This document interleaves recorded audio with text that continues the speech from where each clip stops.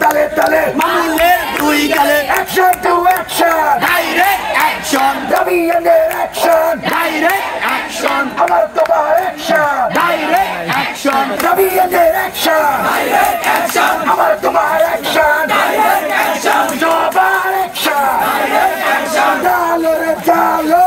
আগুন ডালো ডালের দুই তিনটা আগুন দুই গতি চার মাথা দুই গতি চার এক দুই তিন চার নাই ঘোর গতি চার আগুন দুই গতি চার হিসাব আমাদের পরিচয় আমাদের সবার আমাদের আইডেন্টিটি হিসাব আমরা মন করে বলে আমরা হিসাব করি শুধু হিসাব না প্রত্যেকের পোশাকের স্বাধীনতা আছে আপনারা জিন্স পরতে পারছেন গেঞ্জি পরতে পারছেন স্যার যে টু কোয়ার্টার পরতে চেয়েছে সেও সেটা পরতে পারে সেটা যদি তার জন্য কোনো ব্যারিয়ার না হয় আমরা যারা হিসাব করছি এটা কেন আমাদের ব্যারিয়ার হবে শুধু এখন না অনেক আগে থেকেই আমরা এই সমস্যাগুলোর কথা শুনে আসছি যে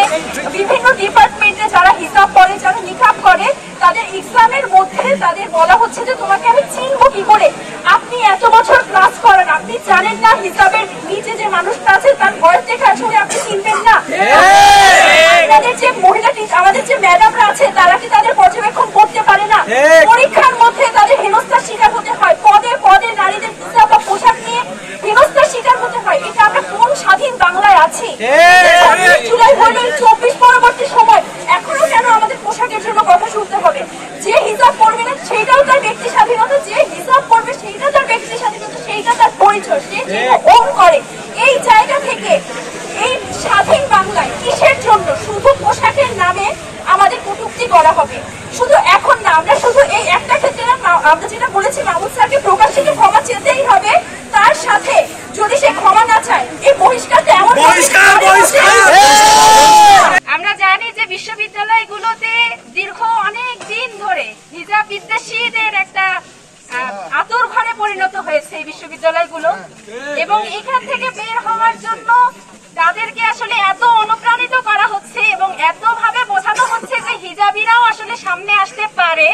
কিন্তু তারা ততই আমাদেরকে বাধা দিয়ে ততই আমাদেরকে কটূক্তি করে থামিয়ে দিতে যাচ্ছে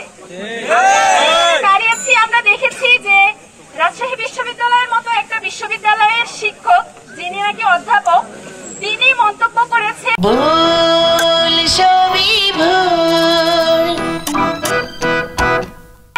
আমাদের নির্বাচিত নারী প্রতিনিধিদের একটা ছবি দিয়ে যে তিনি তার ব্যক্তি স্বাধীনতা চান এবং তার ব্যক্তি স্বাধীনতা বলতে কি বুঝিয়েছেন তিনি বলেছেন যে তিনি টু কোয়ার্টার পড়তে চান এবং সেই সাথে মদের বোতল নিয়ে তিনি আসতে চান আমার তার কাছে এই যে টু কোয়ার্টার এবং মদের বোতল এইটা কি আসলে সামাজিকভাবে সামাজিকতা কি আসলে সমাজ কি এটাকে মূল্যায়ন করে কিভাবে মূল্যায়ন করে তিনি যে বোরখা পরা ছবির সাথে এই কথা বললেন বোরখা পরাকে কি সামাজিকভাবে আসলে অবমূল্যায়ন করা হয় না আমরা জানি যে এই দেশের সংখ্যাগরিষ্ঠতাই আসলে বোরখাকে মূল্যায়ন করে কিন্তু তিনি যে বিষয়টা বলেছেন